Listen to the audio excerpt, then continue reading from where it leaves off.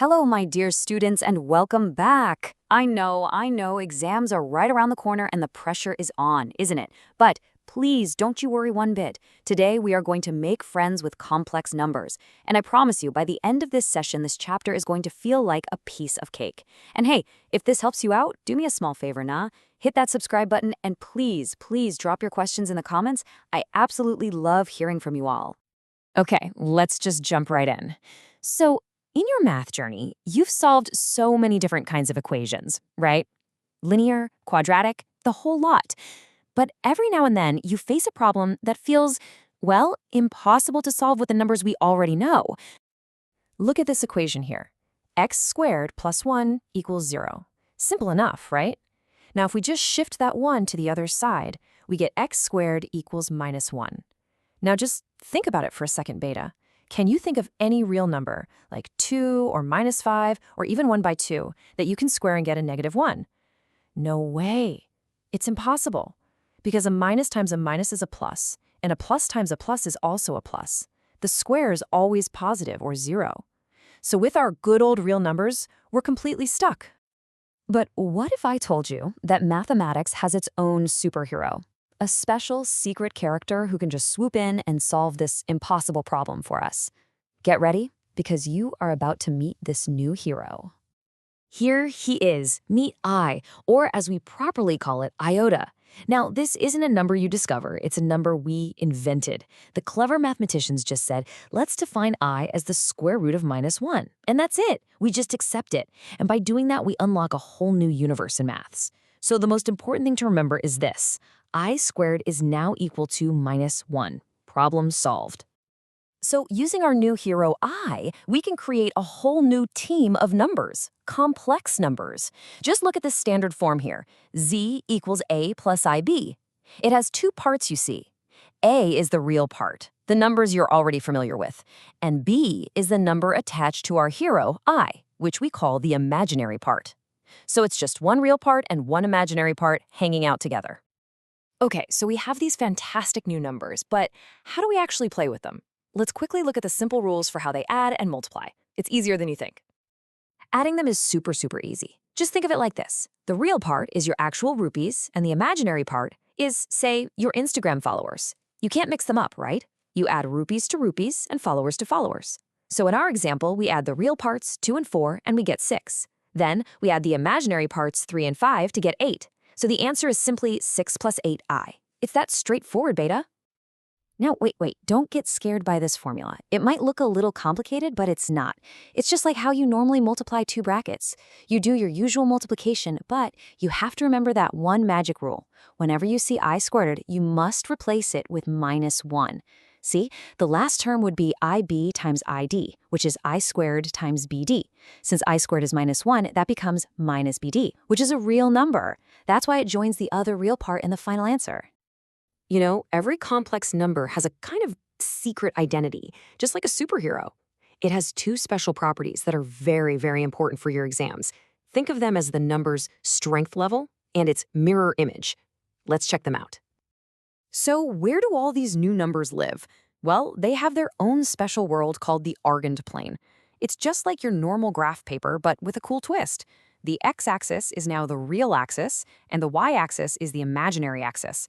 So a number like, say, 3 plus 2i simply gets an address at the point 3, 2.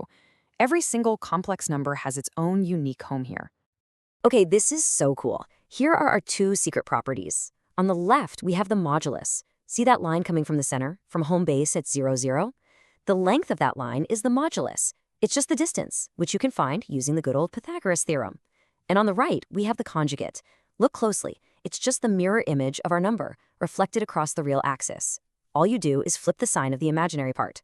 So the conjugate of A plus IB becomes A minus IB. Simple. Now for my absolute favorite part, and trust me, a question on this always comes in the exams. It's the powers of our hero I. You might think, oh my god, how can I calculate I to the power of 200? But no, there is a beautiful, magical pattern. Just look at this cycle. It's like a simple 4-step dance. I to the power of 1 is just I squared we already know is minus 1, I cubed is just I squared times I, so that's minus I, and I to the power of 4 is 1. And after this, guess what? the pattern just starts all over again. I to the power of 5 is I, power 6 is -1, and so on and so on. It just keeps repeating these 4 values forever.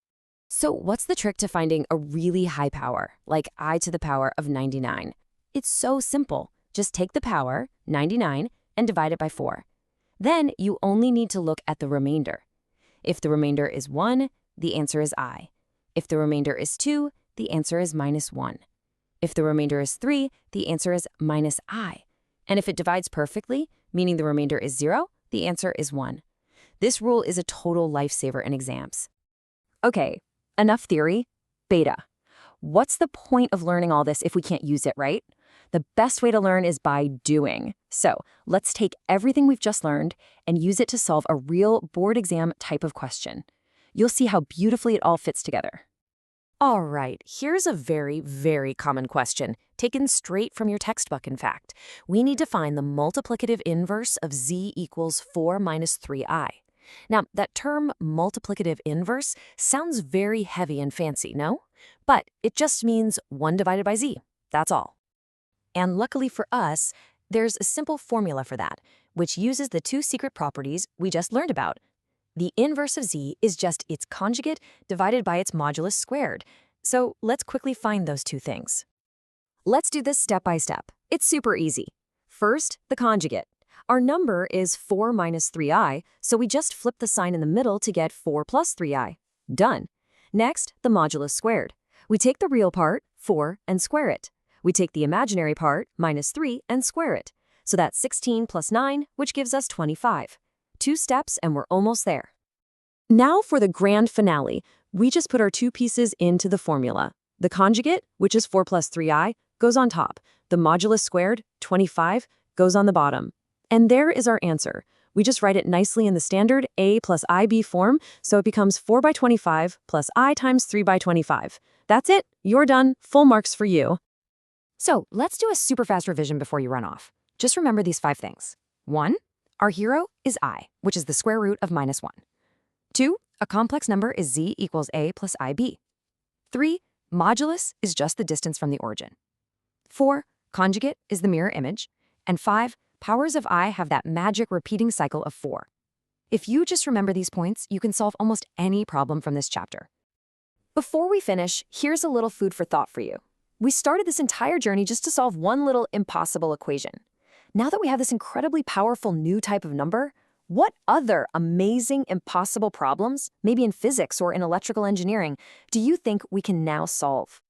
My dear children, I wish you all the very, very best for your exams. Study hard, but please also take care of yourselves, okay? Don't be afraid of math. It's a beautiful, beautiful friend. Please share this with any of your friends who might be finding this chapter a little tricky. Like the video if it helped you, and I will be waiting for all your comments and questions below. Take care now.